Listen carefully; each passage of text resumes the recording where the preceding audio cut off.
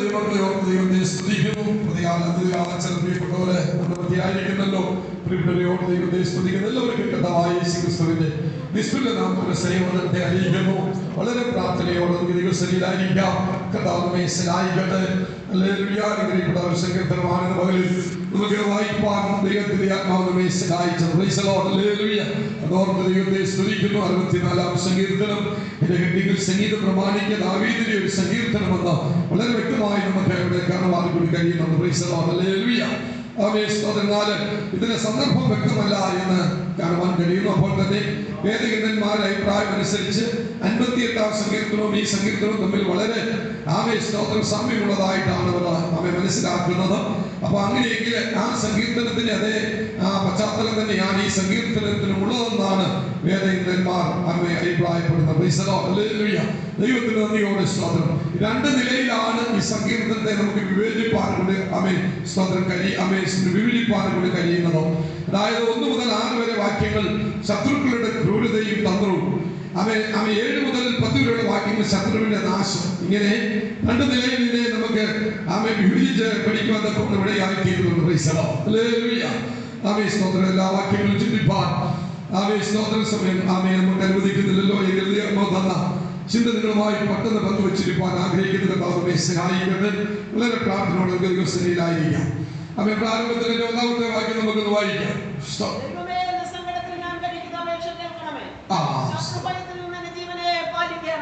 രണ്ടാമത്തെ വാക്യം കൂടെ വായിക്കാം.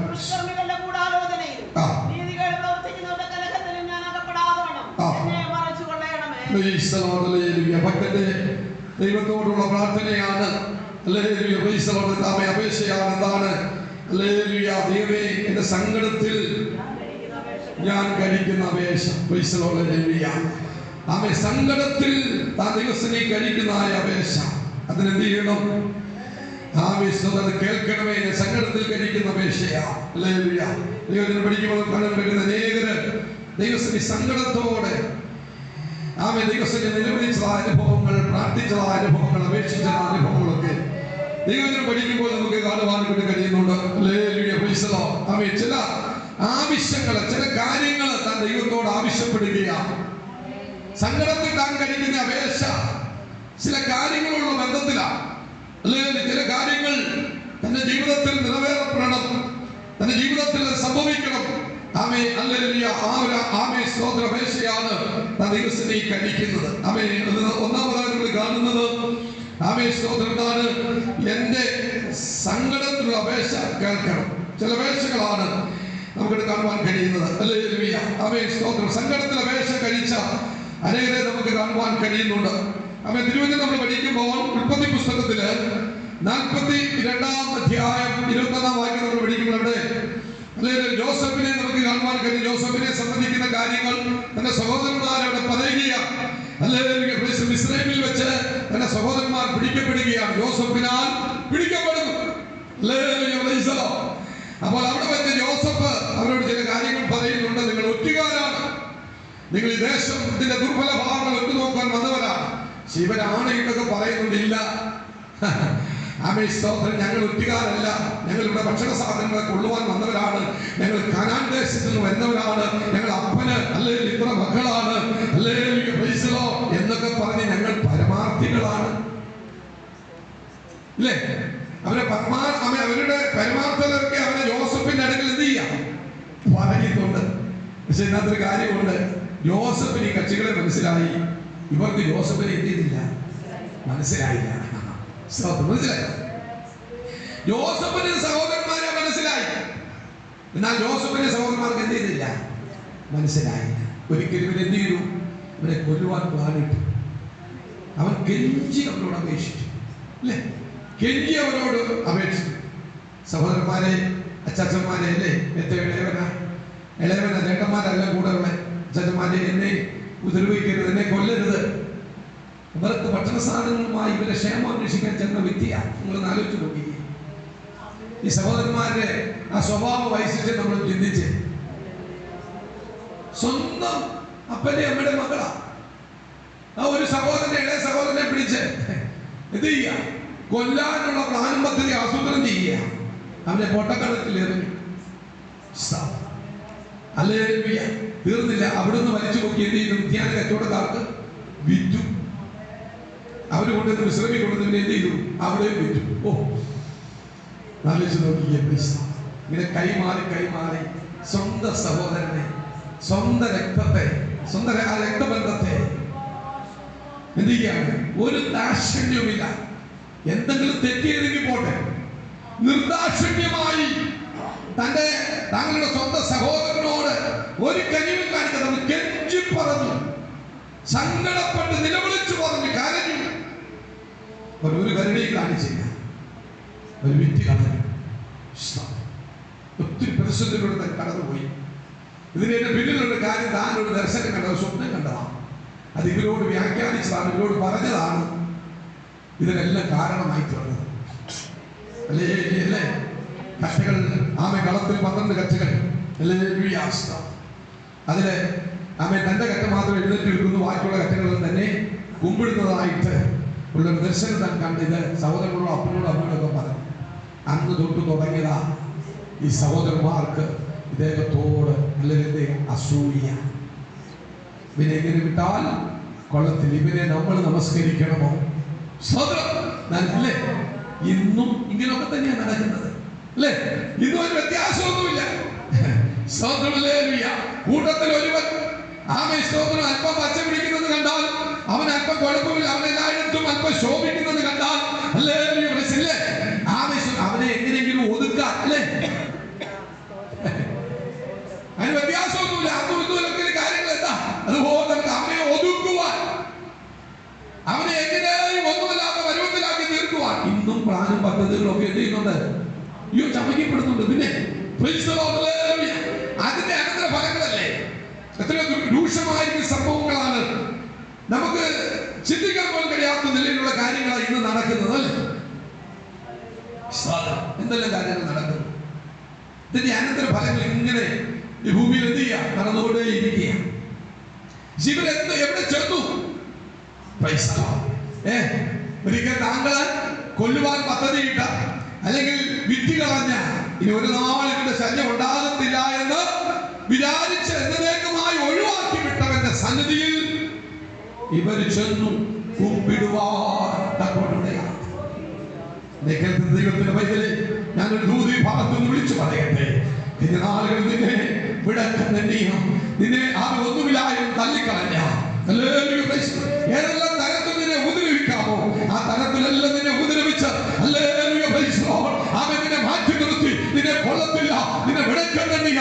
അവൻ നിന്നിലുള്ള ദൈവങ്ങളെ അവൻ ചോദ്യം ചെയ്യുക, നിന്നെ പ്രാർത്ഥന ഹിതത്തോട് പോരാടിയ വ്യക്തി യുവാക്കമെന്ന് ദൈവത്തിനെ നിർത്തുന്ന ചില നാളുകളുണ്ടോ, ചില ദിനങ്ങളുണ്ടോ?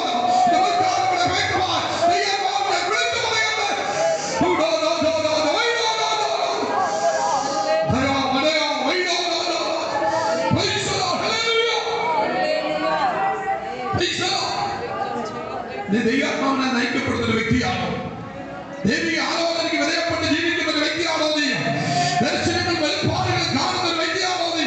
ദൈവിക ആലോചന മറ്റുള്ളവരോട് ഷെയർ ചെയ്യുന്ന വ്യക്തിയാണോ നീ? ദൈവത്തിന്റെ വൈദ്യുതി നിന്നെ തകർക്കുവാൻ, നിന്നെ ഉടയ്ക്കുവാൻ, നിന്നെ ഇല്ലായ്മ ചെയ്യുവാൻ ഈ ലോകത്തിന്റെ ഒരു ശക്തിക്കും സാധിക്കുകയില്ലെന്ന് ദൈവത്തിന്റെ വെളിച്ചത്തിൽ വിളിച്ചു പറയട്ടെ. വാഗ്ദത്തമുള്ളവനെ, ദൈവിക ദർശനം പ്രാപിച്ചവനെ, ദൈവിക വെളിപ്പാടുകൾ പ്രാപിച്ചവനെ ഒരു ശത്രുവിനെ തകർക്കുവാൻ സാധ്യമല്ല.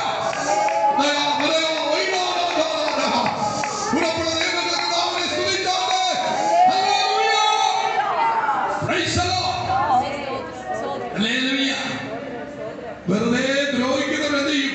നമ്മൾ പലപ്പോഴും ചിന്തിച്ചിട്ടുള്ള വിഷയം, പറഞ്ഞിട്ടുള്ള കാര്യമാണ്. വെറുതെ ദ്രോഹിക്കുന്നവർ എഞ്ചിറ്റുമാകും. ഞാൻ ശമിച്ചമില്ല, ഇപ്പം തന്നെ വന്നു, ഇപ്പം വന്നു. ഇല്ലേ? ഒരിക്കലും അംഗീകരിക്കാൻ വലിയ ബുദ്ധിമുട്ടായിരുന്നു. ദൈവം കൊടുത്ത ആലോചന, ദൈവം കൊടുത്ത ദർശനം, ദൈവം കൊടുത്ത വാഗ്ദത്തം, അല്ല ദൈവം കൊടുത്ത വെളിപ്പാട് അവൻ സ്വന്തം ഭവനത്തിലില്ലാതെ വേറെ എവിടെ പറയേണ്ടി?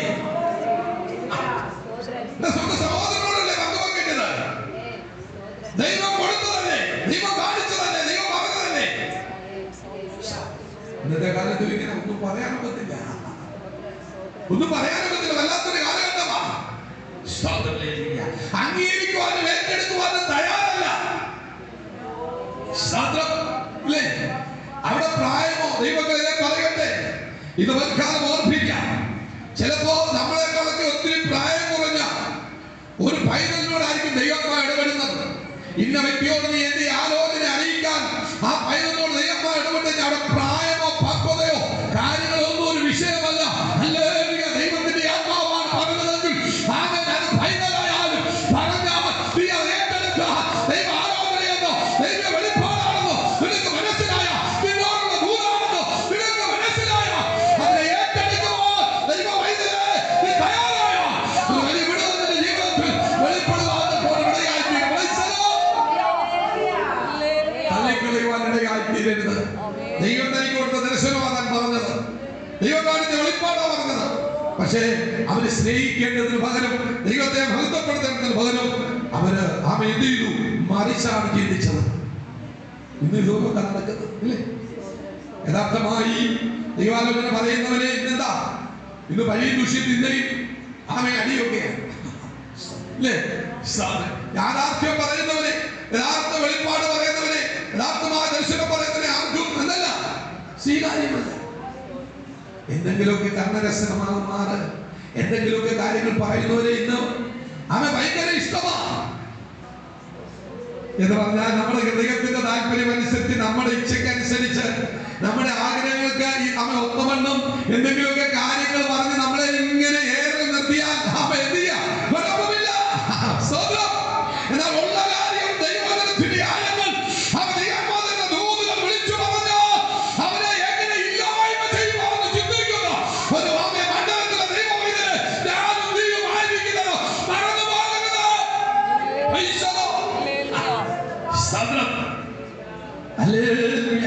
ഞാൻ പറയുന്നത്, ദൈവം കൊടുത്ത വെളിപ്പാടിന്, ദൈവം കൊടുത്ത ദർശനമെങ്കിൽ, ദൈവം കൊടുത്ത വാഗ്ദത്തമെങ്കിൽ ആർക്കും അതിനെ നശിപ്പിക്കാൻ സാധ്യമല്ല. കഴിയുമോ? ഇല്ല. ആർക്കും അതിനെ ഇല്ലാതെ ചെയ്യുവാൻ സാധ്യമല്ല.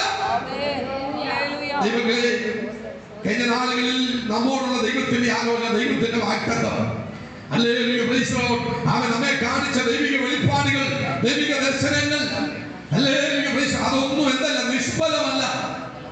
ഏറ്റവും ശക്തമായി പ്രാർത്ഥിക്കാൻ മതി. കർത്താവേ, നിന്റെ ഹൃദയത്തിനായി സമർപ്പിക്കുന്നുവെന്ന് ദൈവങ്ങളെ സമർപ്പിച്ചു കൊടുത്ത തക്ക സമയത്ത് ദൈവിക വെളിപ്പാടുകൾ, ദൈവിക ദർശനങ്ങൾ, ദൈവിക വാക്യങ്ങൾ നിന്റെ തലമുറയുടെ ജീവിതത്തിൽ ദൈവം നിവർത്തിച്ച അല്ലെങ്കിൽ സേവിക്കുന്ന ദൈവമാണെന്ന് നിന്റെ ജീവിതത്തിൽ വെളിപ്പെടുത്തുവാൻ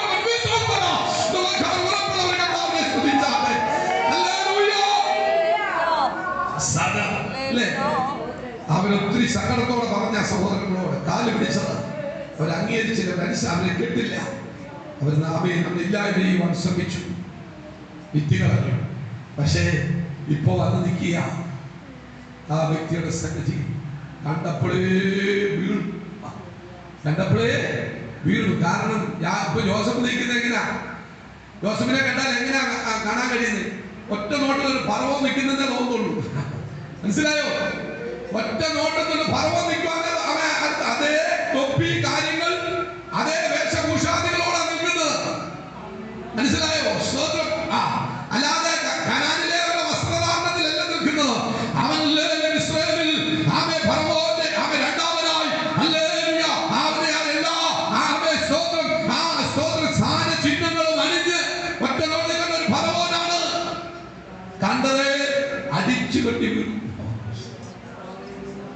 പക്ഷേ ദൈവാത്മാവിനാൽ നടത്തപ്പെടുന്നവന് ഒന്നും മറവായിരിക്കുന്നില്ല. ദൈവത്തിന്റെ ആത്മാവിനാൽ നടത്തപ്പെടുന്നവന്, ദൈവാലോചനയ്ക്ക് വിധേയപ്പെടുന്നവന്, ദൈവത്തെ ഭയപ്പെടുന്നവന് ഒന്നും മറവായിരിക്കുന്നില്ല. അല്ലെങ്കിൽ ഇവർക്ക് മനസ്സിലായില്ലെങ്കിലും, അല്ലെങ്കിൽ ഇവര് അവൻ എന്റെ സരി വീട് കളിക്കുന്നവരാണെന്ന് അല്ലെങ്കിൽ അവൻ യോസഫിന് മനസ്സിലായി. ഇതാണ് ഒരാത്മീകനും ഭൗമികനും തമ്മിലുള്ള വ്യത്യാസം. മനസ്സിലായോ? ആത്മീയനെ സംബന്ധിച്ച് പറഞ്ഞാൽ ഒരു ആത്മീയൻ സകലത്തെ വിവേചിക്കുന്നു. താനോ ആരാലും എന്തില്ല, വിവേചിക്കപ്പെടുന്നില്ല. അതാ പ്രത്യേകത, ആത്മീയയുടെ പ്രത്യേകത. ദൈവാത്മാവിനാൽ നയിക്കപ്പെടുന്നവരുടെ പ്രത്യേകത താനെല്ലാം വിവേചിക്കപ്പെട്ട, താൻ ആരാലും എന്തില്ല, വിവേചിക്കപ്പെടത്തില്ല. അതാണ് ഒരു ആത്മീയ ഗുണമെന്ന് പറയുന്നത്. സ്തോത്രം. സ്തോത്രം. ജോസഫിന് മനസ്സിലായി സഹോദരങ്ങളാണ് വന്നേക്കുന്നത്. പക്ഷെ ജോസഫ് എന്ത് ചെയ്തു? ഹല്ലേലൂയ, സ്തോത്രം. സേവാന്വേഷണമല്ല നടത്തിയത്. എന്ത് ചെയ്തു? തനിക്ക് അവരെ മനസ്സിലായി. എൻ്റെ സഹോദരങ്ങളെ കാണുന്ന എൻ്റെ ഹൃദയത്തിൽ ആനന്ദമാണോ സന്തോഷമാണോ ഹല്ലേലൂയ, സ്തോത്രം, കണ്ണുനീരാണോ ഒന്നും പറയാൻ പറ്റാത്തൊരു സംഗതി. എന്നാൽ തന്റെ ഇളയ സഹോദരനെ കാണണമെന്നുള്ള അതിയായ വാഞ്ച തന്നെ ഭരിച്ചതിനാൽ താൻ അവരെ ഉത്തികാരണമെന്ന മധ്യത്തിൽ മറ്റിൽ അവരോട് ഇടപെട്ടിട്ട് എന്ത് ചെയ്തു? നമുക്ക് കാണുവാൻ കഴിയുന്നു. താൻ ചില കാര്യങ്ങൾ അവിടെ ചെയ്യുവാൻ കൊണ്ടുകൂടെയായി. ഞാൻ പോകട്ടെ, മടങ്ങി വരട്ടെ. ഭയത്താൽ മടങ്ങി വരികയാണ്. കാലം പറയട്ടെ, അവൻ സങ്കടത്തോടെ കെഞ്ചിയപ്പോൾ അവൻ പ്രാണസങ്കടം ഹല്ലേലൂയ കണ്ടാരെയും അവന്റെ അപേക്ഷ കേട്ടില്ല എന്ന് നമുക്ക് കാണുവാൻ കഴിയുന്നു. അതുകൊണ്ട് ഈ സങ്കടം നമുക്ക് വന്നിരിക്കുന്നു എന്ന് ആ വാക്യം ഒന്ന് വായിക്കാം. 42:21 വായിക്കാം. ഇത് നാം നമ്മുടെ സഹോദരനോട് ചെയ്ത ദ്രോഹമാകുന്നു. അവൻ നമ്മളോട് കെഞ്ചിയപ്പോൾ നാം അവന്റെ പ്രാണസങ്കടം കണ്ടാരെയും അവന്റെ അപേക്ഷ കേട്ടില്ലല്ലോ. അതുകൊണ്ട് ഈ സങ്കടം നമുക്ക് വന്നിരിക്കുന്നു. അവർക്ക് കാര്യം മനസ്സിലായി. അവർക്കും കാര്യം എന്ത് ചെയ്തു? മനസ്സിലായ അനുഭവം നമുക്കിവിടെ കാണാൻ കഴിയുന്നത്. പഴമക്കാര് പറയുമല്ലോ, കൊടുത്താൽ എന്തോ കിട്ടും. അത് യാതൊരു ആവശ്യമില്ല. കൊടുത്താൽ നീ വിധിക്കുന്ന വിധിയാൽ നീ വിധിക്കപ്പെടും. നീ അളക്കുന്ന അളവിനാൽ നിനക്ക് വളർന്നു കിട്ടും. Price the lord. ഹല്ലേലൂയ. ദൈവം ആരുടെ പക്ഷ നിൽക്കുന്നവനല്ലോ, അവൻ മുഖപക്ഷം നോക്കുന്നവനല്ലോ. ദൈവത്തിന്റെ വയലില് അവൻ സ്വന്തം കൂടപ്പുറപ്പാകട്ടെ, ആരായി കൊള്ളട്ടെ. ഹല്ലേലൂയ. ദൈവത്തിന് വിരുദ്ധമായി നീ പ്രവർത്തിച്ചാൽ, നീ ചെയ്താൽ, ഹല്ലേലൂയ, സംസാരിച്ചാൽ അവൻ നിനക്കെതിരായി എഴുന്നേൽക്കുന്ന ഒരു സ്വർഗ്ഗമുണ്ട്.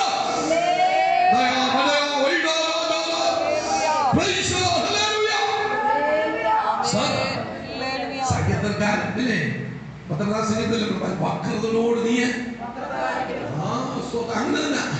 അങ്ങനെ തന്നെ നിഷ്കളങ്കനോട് നീതിയും നിഷ്കളങ്കത കാണിക്കും. വക്രതയോട് നീതിയും വക്രത കാണിക്കും. ദൈവത്തിന് മുഖപക്ഷമില്ല.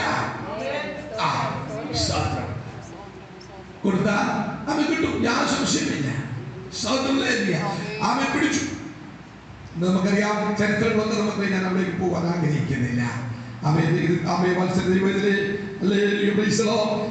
വാക്യങ്ങളോട് ബന്ധത്തിൽ പെട്ടെന്ന് ഓടിച്ച് മുന്നോട്ട് പോകട്ടെ. 1 ശമൂവേൽ 1:11 വാക്യം ഒന്ന് വായിക്കാം. 1 ശമൂവേൽ 1:11.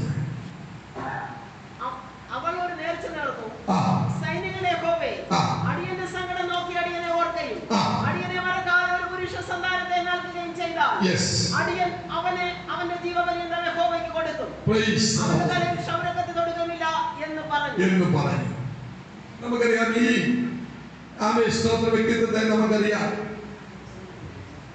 ചില നാളുകളായി ആലയത്തിൽ കടന്നു വന്ന് തന്റെ സങ്കടങ്ങളെ ദൈവസന്നിധിയിൽ ഉണർത്തിക്കുന്ന സ്തോത്ര സഹോദരിയാണ് ഹന്ന. നിന്നെയും പരിഹാസവും കേട്ട് മടുത്ത് അല്ലെങ്കിൽ ഒരു നിമിഷം പോലും വെച്ചുള്ള വീട്ടിൽ ഭവനത്തിൽ ഇരിക്കാൻ കഴിയാത്ത ഒരവസ്ഥ, അതുപോലൊരു മാനസികാവസ്ഥ, വളരെ വേദനയോടെ ദൈവസന്നിധിയിൽ വന്ന് തന്റെ സങ്കടങ്ങളെ ദൈവസന്നിധിയിൽ പകരുകയാണ്.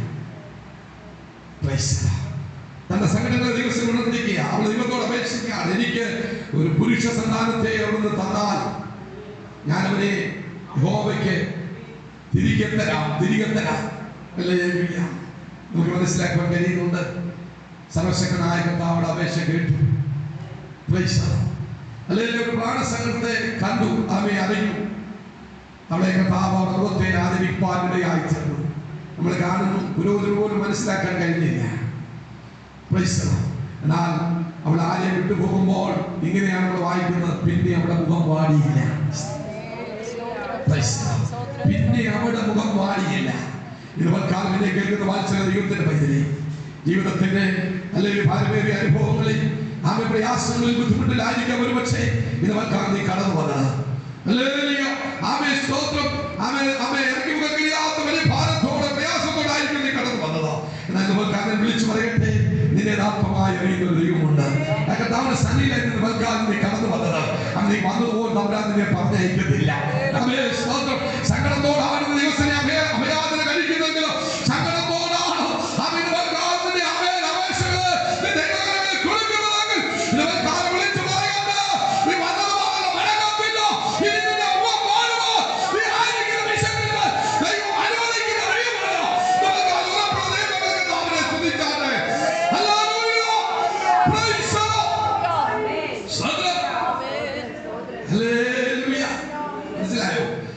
ഏത് വിഷയത്തിനും ദൈവസന്നിധിയിൽ എന്തുണ്ട്? പരിഹാരമുണ്ട്.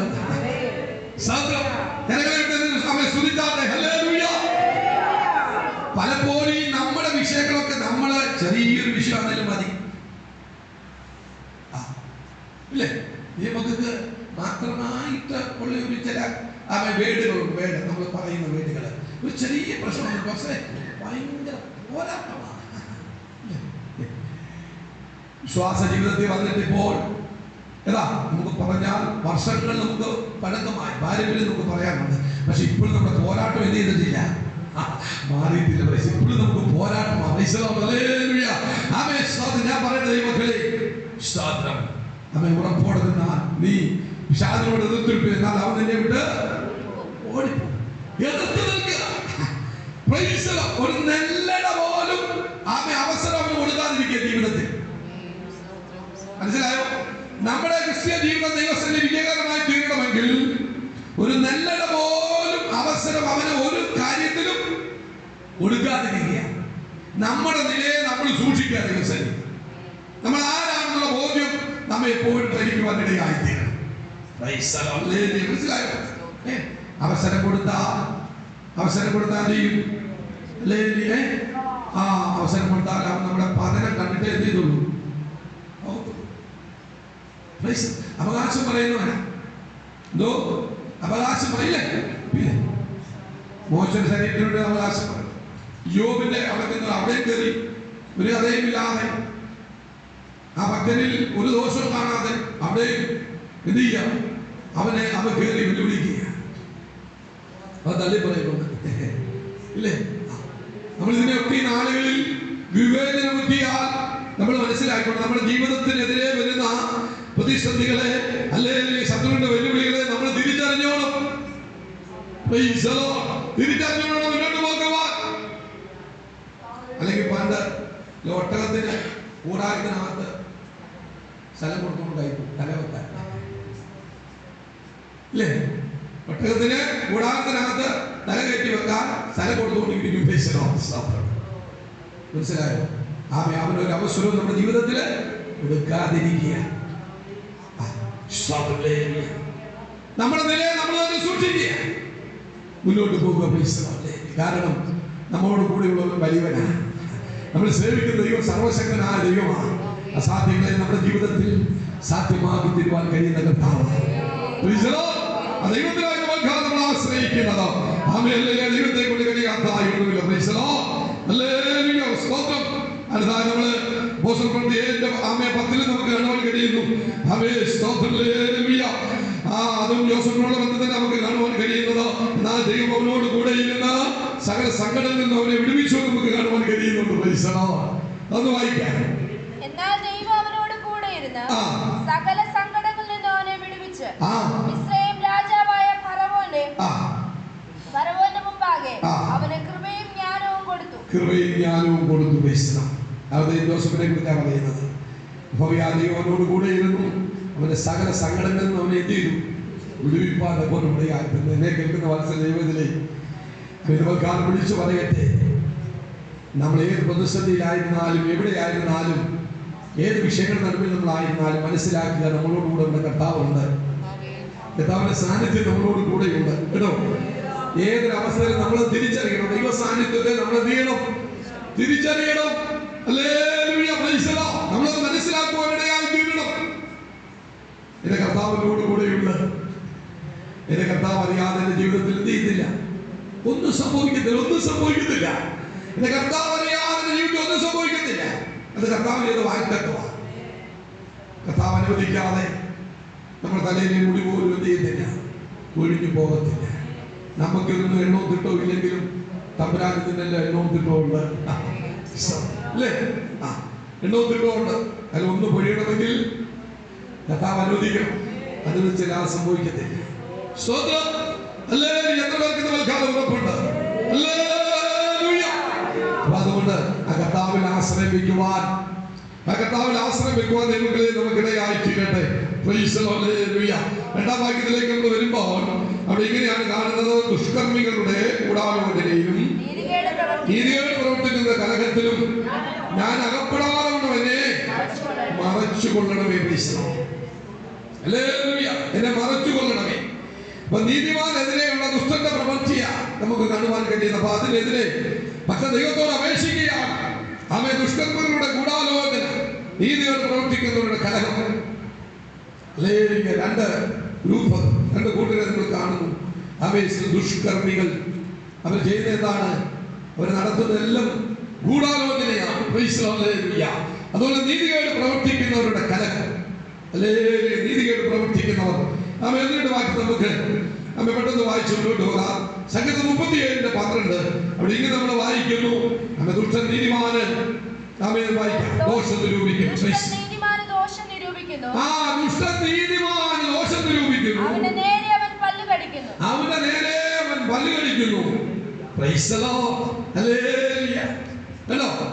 നീതിമാനും ദുഷ്ടനും തമ്മിലുള്ള ഒരു അനുഭവം നമുക്കിവിടെ കാണുവാൻ കഴിയുന്നത്. അത് നീതിമാൻ എപ്പോഴും നീതിയെ ഇഷ്ടപ്പെടുന്നവനാണ്. ദുഷ്പ്രവർത്തിക്ക് അവൻ എന്ത് ചെയ്യത്തില്ല, സൈഡ് നിൽക്കത്തില്ല, കൂട്ടു നിൽക്കത്തില്ല. അവനിൽ അത് കാണാൻ കഴിയത്തില്ല. അവനെപ്പോഴും ദൈവത്തെ ഭയപ്പെട്ട് നീതി പ്രവർത്തിക്കുവാനാണ് അവൻ ആഗ്രഹിക്കുന്നത്. അവൻ നീതിയോട് നിൽക്കുന്നത് കൊണ്ട്, ഹല്ലേലൂയ, ആമേൻ, ദൈവത്തെ ഭയപ്പെടുന്നത് കൊണ്ട്, ആമേൻ, സ്തോത്രം, ആമേൻ, ഹല്ലേലൂയ, ദുഷ്കർമ്മങ്ങൾ എന്ത് ചെയ്യും? അവനെതിരെ തിരിയും. നമ്മളിപ്പോ ജോസഫിന്റെ കാര്യമൊക്കെ ചിന്തിച്ചു നോക്കി. അതുപോലെ ഇല്ലേ? സ്തോത്രം. അവർ ഗൂഢാലോചന നടത്തിയില്ലേ? ജോസഫിനെ ദൂരത്ത് വെച്ച് കണ്ടപ്പോഴേ സ്വപ്നക്കാരൻ വരുന്നുണ്ട്, ഇല്ലേ? ദർശനക്കാരൻ വരുന്നു. ഇന്ന് അവനെ നമുക്കൊരു വഴി ആക്കണം. ഗൂഢാലോചന നടത്തുക. പക്ഷെ ഇവൻ അറിയുന്നില്ല നീതിമാനായ ഒരു ദൈവം ഉയരത്തിലുണ്ടെന്ന്. ഇതെല്ലാം കാണുകയും കേൾക്കുന്ന ഒരുവൻ ഉയരത്തിലുണ്ടെന്ന് ഇവരൊക്കെ അമ്മ മനഃപൂർവ്വം മറന്നു പോവുകയാണ്. ആരും അറിയുന്നില്ലേ? നമ്മൾ വായിച്ചില്ലേ? എന്തോ പറയുന്നത്? നമ്മൾ വായിച്ച ഭാഗത്തിനുണ്ട്: ആർ നമ്മെ കാണും, നമ്മെ ആർ കാണുമെന്ന്. ഇതാരുടെ ചിന്താഗതിയാണ്? ഇത് നീതിമാനെതിരെ ദോഷം നിരൂപിക്കുന്ന ദുഷ്ടന്റെ ചിന്താഗതിയാണ്. ഗൂഢാലോചന നടത്തുന്ന ഒരു ചിന്താഗതി. നമ്മളെ ആര് കാണാൻ? പക്ഷേ കാണേണ്ടവൻ കാണുന്നുണ്ട്. നീതിമാനെ ദൈവം ഇഷ്ടപ്പെടുന്നു. ഹല്ലേലൂയ. ആമേൻ. മനസ്സിലായോ? നീതിമാനെ ദൈവം ഇഷ്ടപ്പെടുന്നു. അവൻ ദൈവത്തിന്റെ പൈതലെ, നീതി പ്രവർത്തിക്കുന്ന ദൈവത്തിന്റെ പൈതലെ, നിന്നെ അറിയുന്ന ദൈവമുണ്ട്. അവൻ നിന്നെ സംരക്ഷണം ചെയ്യുന്ന ദൈവമുണ്ട്. അവൻ നിനക്കെതിരായി എഴുന്നേൽക്കുന്ന, നിനക്ക് അനുകൂലമായി എഴുന്നേൽക്കുന്ന ഒരു ദൈവമുണ്ട്. ആരെത്ര വലിയ ഗൂഢാലോചന നടത്തിയാലും, ആര് നിനക്കെതിരെ എത്ര ഉപായം പ്രയോഗിച്ചാലും, ദൈവം അനുവദിക്കണം നീ അതിനകത്ത് അകപ്പെടണമെങ്കിൽ. ദൈവം അനുവദിക്കണം നീ അതിനകത്ത് അകപ്പെടണമെങ്കിൽ. ദുഷ്ടന്റെ നീതികേട് അവന്റെ തലയിലേക്ക് തന്നെ ചെയ്യും. പക്ഷെ അവനെ അറിയുന്നില്ല. അവനെന്ത് ചെയ്യുന്നില്ല? അറിയുന്നില്ല. ദൈവത്തെ ഒന്നാമത്തെ കാര്യം അത് ദൈവത്തെ ഭയമില്ല. അതുകൊണ്ടാണ് ദുഷ്ടൻ നീതിമാനെതിരെ ദോഷം നിരൂപിക്കുന്ന. എന്തുകൊണ്ടാ? ദൈവഭയം അവനെ തൊട്ടു തീണ്ടിട്ടില്ല. അതാണ് എന്റെ കാര്യം. ദൈവഭയം ഉണ്ടെങ്കിൽ ചിന്തിക്കുമോ? ദൈവഭയം ഉണ്ടെങ്കിൽ മറ്റൊരു വ്യക്തിക്കെതിരായി എന്ത് ചെയ്യുന്നില്ല? ഒന്നും ചിന്തിക്കത്തില്ല. ഒരു ദോഷവും നിരൂപിക്കത്തില്ല. ഒരു ഗൂഢാലോചനയും അവൻ ചെയ്യത്തില്ല. ചെയ്യുമോ? ഇല്ല. കാരണം ഇത് കാണുന്ന ഒരു ദൈവം ഉയരത്തിലുണ്ട്. ആ ദൈവം ഇതിനെ വെറുതെ വിടത്തില്ല. ദൈവത്തിന്റെ വചനം പറയുന്നു, ജീവനുള്ള ദൈവത്തിന്റെ കയ്യിൽ വീഴുന്നത് എത്ര ഭയങ്കരം.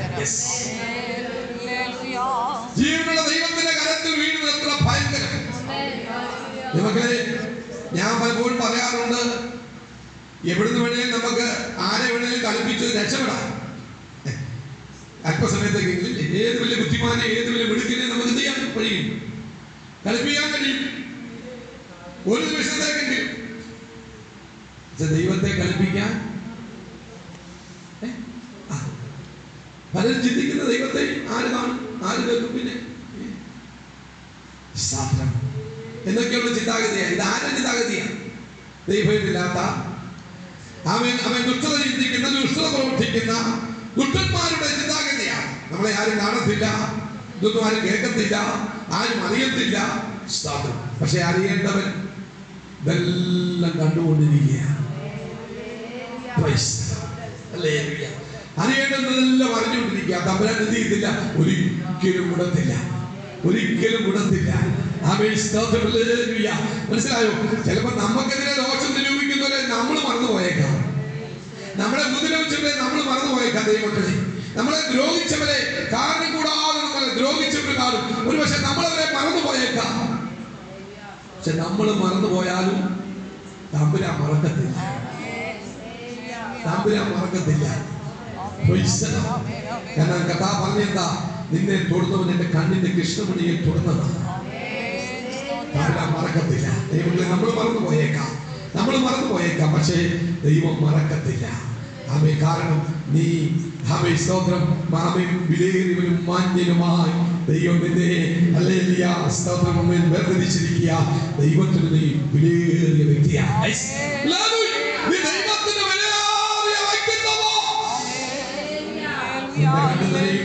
നിന്റെ ഹൃദയം പിടയ്ക്കുമ്പോൾ, നിന്റെ ഹൃദയം വേദനിക്കുമ്പോൾ എന്റെ തമ്പുരാൻ അടങ്ങിയിരിക്കാൻ കഴിയത്തില്ല, എന്റെ കർത്താവിന് അടങ്ങിയിരിക്കാൻ കഴിയത്തില്ല. അവൻ നിനക്കായി എഴുന്നേൽക്കുന്ന ദൈവമാണ്. അവൻ നിനക്കായി എഴുന്നേൽക്കുന്ന ദൈവമാണ്. ദൈവവേദനയ്ക്ക് ഭാരപ്പെടണ്ട. നിനക്കെതിരെ ആരെല്ലാം നിനക്കെതിരായി വന്നാലും, നിനക്കെതിരായി വന്നാലും, ഹല്ലേലൂയ, അവൻ എത്ര ഗൂഢാലോചന നടത്തിയാൽ ദൈവത്തിന് ആസക്തി, ദൈവത്തിന്റെ പൈതലേ, അവൻ നിനക്കായി എഴുന്നേൽക്കുന്ന ദൈവമുണ്ട്. അവൻ ശത്രുവശത്തുനിന്ന് നിന്നെ ഉദ്ധരിക്കുന്ന ദൈവമുണ്ട്. തന്റെ ആലോചനയാൽ നിന്നെ നടത്തുന്ന ഒരു ദൈവമുണ്ട്. അവന്റെ കരങ്ങളിൽ നമുക്കാലും താഴ്ത്തിയേൽപ്പിക്കോ. ഹല്ലേലൂയ. അവൻ നമ്മെ നടത്തുവാൻ വിശ്വസ്തനാണ്. നമ്മുടെ ദൈവങ്ങൾക്ക് നാമേ സ്തുതിച്ചാട്ടെ. സദൃശവാക്യം 12:13 അവിടെ ഇങ്ങനെ നമ്മൾ വായിക്കുന്നുണ്ട്. നീതിമാൻ കഷ്ടത്തിൽ നിന്ന് ഒഴിഞ്ഞു പോലും. ഹല്ലേലൂയ. സ്തോത്രം.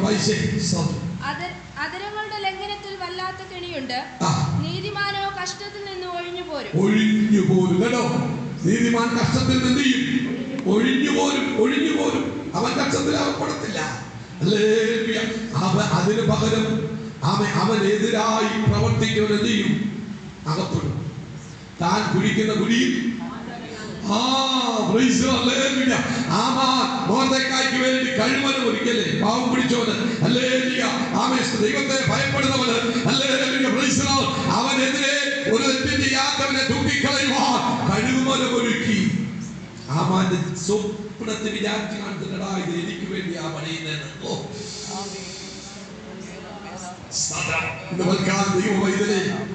പരമാത്മയോട് വിശ്വസ്തയോട് ദൈവത്തോട് ദൈവത്തെ സേവിക്കുന്ന ഒരു വ്യക്തിത്വമാണോ നീ?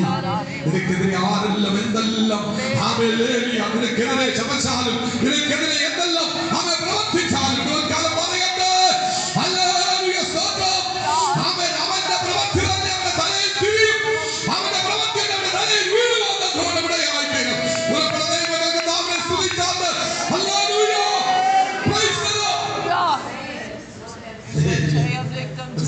യഥാർത്ഥമായി അറിയുന്ന ദൈവമുണ്ട്. നമ്മുടെ ഉറപ്പതാണ്, നമ്മുടെ ധൈര്യം അതേ ഉള്ളൂ. വാസ്തവമായ ദൈവമക്കളെ, ഒരു വല്ലാത്ത ലോകത്തിലാണ് നമ്മൾ ജീവിക്കുന്നത്. വെല്ലുവിളി നിറഞ്ഞതായ, പ്രതികൂലങ്ങളും പ്രതിസന്ധികളും നിറഞ്ഞതായ, ശത്രുവിന്റെ ശക്തമായ പോരാട്ടമുള്ള ഒരു ലോകത്തിലാണ് നമ്മൾ ജീവിക്കുന്നത്. അതിന്റെ മധ്യത്തിൽ ഇന്നുവരെയും നിന്നത് നമ്മളെ ആരും യാതൊരു പ്രത്യേകതയുമല്ല, നമ്മളെ ആരും ഒരു കഴിവുമല്ല. പല ആവർത്തിയും നമ്മൾ എങ്ങനെ നിൽക്കുമെന്ന് ചിന്തിച്ച സാഹചര്യങ്ങളുണ്ട് നമ്മുടെ ജീവിതത്തിൽ. എങ്ങനെ വിശ്വാസത്തിൽ മുന്നോട്ട് പോകുമെന്ന് ചിന്തിച്ച സന്ദർഭങ്ങളുണ്ട്. ഇന്നുവരെ നിർത്തിയത് തമ്പുരാന്റെ കൃപയൊന്നുമാണ്. കൃപ ഒന്ന് മാത്രം മതി പോയതിനെ നിന്നെ ഇന്നയോളം നിലനിർത്തിയത്. കർത്താവിനെ വിശ്വസ്തയോടെ സേവിപ്പാൻ, നമ്മെ ദൈവഭയത്തോടെ സേവിപ്പാൻ ഇന്ന് വെക്കാൻ നമുക്കിടയായി തീരട്ടെ. കാരണം നീതിയോടെ ജീവിച്ചാൽ മാത്രം മതി. കർത്താവ് നമ്മെ പരിശോധിക്കുന്ന ദൈവമാണ്. അവൻ നമ്മെ പരിശോധിക്കുമ്പോൾ നമ്മളിൽ ഒരു നീതികേട് കാണുവാൻ ഇടയായി തീരരുത്. അങ്ങനെയെങ്കിൽ ഞാൻ പറയട്ടെ, ഈ ലോകത്ത് എന്തെല്ലാം വെല്ലുവിളി നിനക്കെതിരെ ഉയർന്നാലും, എന്തെല്ലാം പ്രതികൂലങ്ങൾ നിനക്കെതിരെ ഉയർന്നാലും, ശത്രു എത്ര തന്ത്രപരമായി നിനക്കെതിരെ പദ്ധതികൾ തയ്യാറാക്കിയാലും, ഞാൻ പറയട്ടെ, നിന്നെ തൊടാൻ സാധിക്കത്തില്ല. നിന്നെ തൊടാൻ സാധിക്കത്തില്ലെന്ന്. പക്ഷേ നീ ആരായിരിക്കണം? ദൈവസന്നിധിയിൽ നീതിമാനായിരിക്കണം. നീ ദൈവസന്നിധിയിൽ വിശ്വസ്തനായിരിക്കണം. നീ ദൈവത്തെ ഭയപ്പെടുന്ന ഒരു വ്യക്തിത്വമുടമയായിരിക്കണം. അങ്ങനെയെങ്കിൽ നിന്നോട് പറഞ്ഞ ദൈവിക വാഗ്ദത്തം, നീ കണ്ടതായ ദർശനം നിന്റെ ജീവിതത്തിൽ പൂർത്തീകരിക്കപ്പെടുവാനിടയായിത്തീരും. അതാണ് യോസഫിന്റെ ജീവിത ചരിത്രത്തിൽ നമുക്ക് കാണുവാൻ കഴിയും. മുന്നോട്ട് പോകട്ടെ. മറ്റൊരു ഭാഗം ഇങ്ങനെ വായിക്കുന്നു. സദൃശവാക്യം 24:14 നമ്മൾ കാണുന്നത്, നീതിമാൻ 7 പ്രാവശ്യം വീണാലും എന്ത് ചെയ്യും? എഴുന്നേൽക്കും. നീതിമാൻ വീട് തകർന്നു പോകത്തില്ല, അവൻ എന്ത് ചെയ്യും? എഴുന്നേൽക്കും. സ്തോത്രം. അടുത്ത വായിച്ചേ.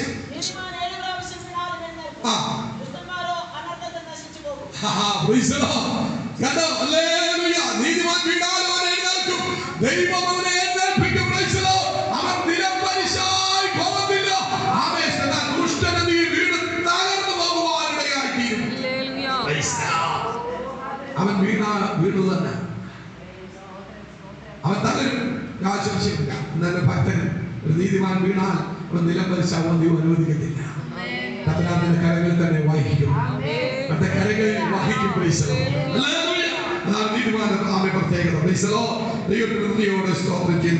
അനേക കാര്യങ്ങൾ നമുക്ക് കാണുവാൻ കൊടുക്കുന്നത്. സദൃശവാക്യത്തിന്റെ ഒത്തിരി കാര്യങ്ങൾ ഉണ്ട്. 4:18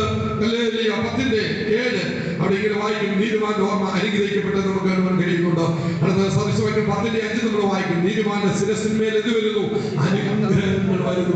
കേട്ടോ, നീതിമാന്റെ ശിരസിന്മേൽ എന്ത് വരും? അനുഗ്രഹങ്ങൾ വരും. ഹല്ലേലൂയ. ദൈവങ്ങളെ, ഞാൻ പലപ്പോഴും ദിവസനെ സന്തോഷിക്കാറുണ്ട്. എന്താണെന്ന് ചോദിച്ചാൽ, ഹല്ലേലൂയ, നീതിയെ പ്രവർത്തിക്കുന്നവനെ നമ്മളിപ്പോ പുറമേ നോക്കുമ്പോൾ അവനെ എല്ലാ നിലയിലും തഴപ്പ് കാണും. പക്ഷെ നീതിയോടെ പ്രവർത്തിക്കുന്നവനെ തഴിച്ച് വളരുന്ന അനുഭവം ഉണ്ടാകും. പക്ഷേ അതിലൊന്നും നമ്മൾ ഭാരപ്പെടേണ്ട കാര്യമില്ല. ഇത് താൽക്കാലികം മാത്രമാണ്. അല്ലേ? തിരുവനന്തപുരം പറയുന്നു, നീ പിന്നെ അതിലെ പോവും, അവനെ നോക്കുമെന്ന് ചെയ്തില്ല, എന്തോ കാണത്തില്ല. നീ പിന്നെ അവിടെ കാണും, നീ പിന്നെ അവിടെ നിൽക്കും. നീ ഇതെല്ലാം കാണും.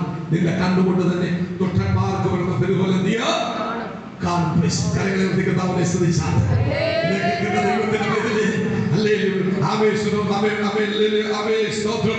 ഉറപ്പോടും ധൈര്യത്തോടും പ്രത്യാശയോടും ജീവിത വിശുദ്ധിയോടും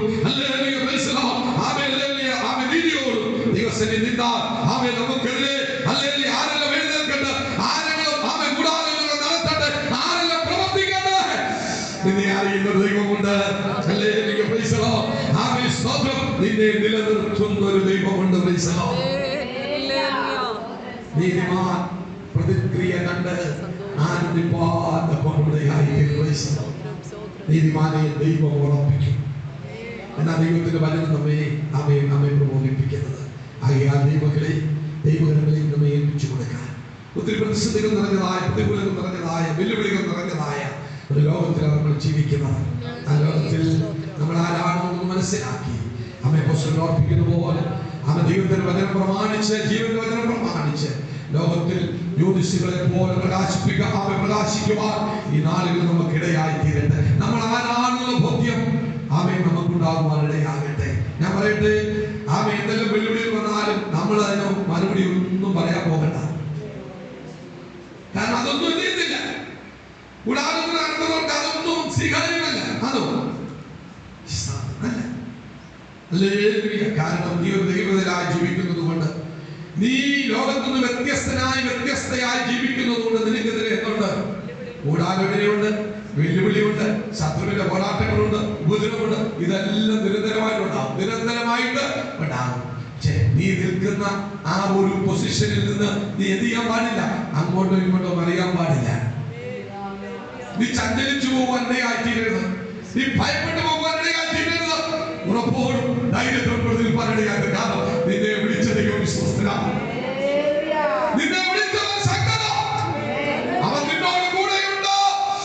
അവൻ നിന്നെ അവൻ കൈവിടുന്ന ദൈവമല്ല. എന്നാൽ ഞാനോ ലോകാവസാനത്തോളം എല്ലാ നാളും നിങ്ങളോട് കൂടെയുണ്ടെന്ന് വാഗ്ദത്തം ചെയ്ത കർത്താവിന്റെ മക്കളാണ് നമ്മൾ. കർത്താവിന്റെ സാന്നിധ്യം നമ്മളോട് കൂടെയുണ്ട്.